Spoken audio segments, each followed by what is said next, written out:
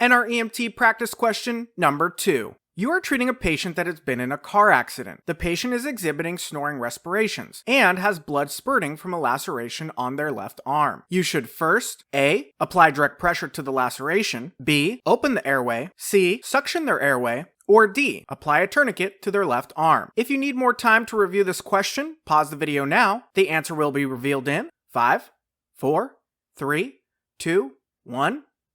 And the correct answer is A. Apply direct pressure to the laceration. If you got this question wrong, you might be very confused, especially if you thought the answer was D. Apply a tourniquet to their left arm. If this is the case, then make sure to stay for the explanation. I'll be covering exactly why A is the correct answer and not D. Let's go over the wrong answers in the correct order. B is wrong because your first priority for a patient who has both snoring respirations and blood spurting from a laceration on their arm would be to manage the bleeding from the laceration on their arm first. Although we are normally taught ABCs, airway, breathing, and circulation, as the sequential order to manage life threats, in this scenario, you need to have recognized, using your critical thinking skills, that the laceration, which has blood spurting from it, is indicative of an arterial bleed. Arterial bleeding will kill a patient faster than a partial airway obstruction will, which is what snoring respirations are. So although you're normally taught ABCs, airway, breathing, and circulation, you're also taught to manage whatever life threat would kill the patient first. So again, managing the airway before controlling bleeding would be incorrect. Therefore,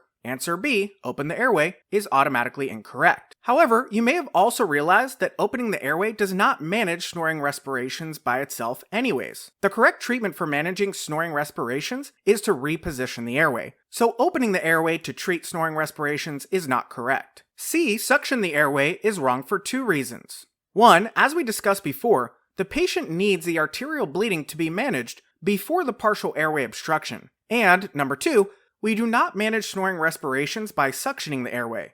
If the question said the patient had gurgling sounds in their airway or gurgling respirations, then suctioning their airway would be appropriate.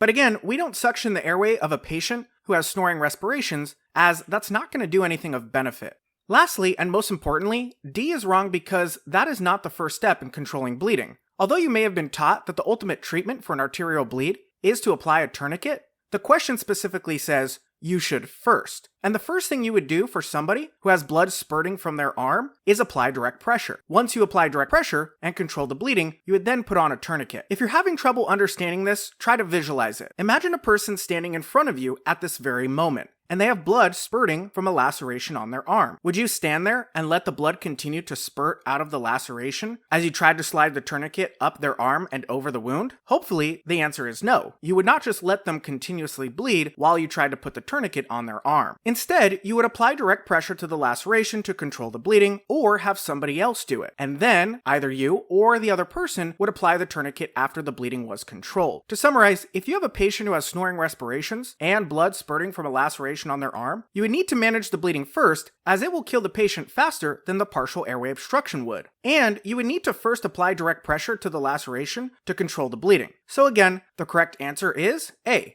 apply direct pressure to the laceration. If you found value in this video, make sure to give it a like, and for more NREMT practice question videos just like this, make sure to visit and subscribe to our channel. And if you're looking to pass the National Registry Cognitive Exam yourself, make sure to visit our website, howtonremt.com, to get your membership today. With our membership, you'll get lifetime access to a free practice app that has hundreds of questions that mirror those on the National Registry exam. 1 year of unlimited live group tutoring with an instructor who will teach you exactly how to pass the National Registry exam, access to our videos and content, and of course, your membership will be backed by our 100% guaranteed to pass or 100% money back guaranteed policy. So again, make sure to visit howtonremt.com now to get your membership, and don't forget to use code DOMINATE at checkout.